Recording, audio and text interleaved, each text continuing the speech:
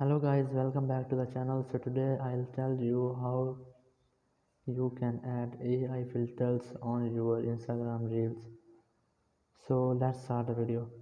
Just tap on this add icon and then select a reel you want to share.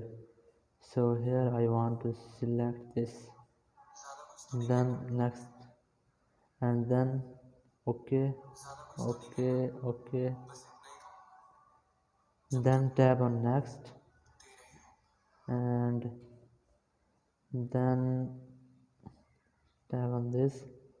Now you have to on this setting, add AI label.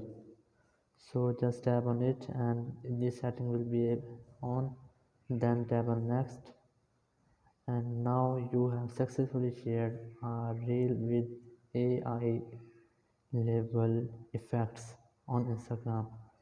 Thank you very much for watching the video. Until next video, bye bye.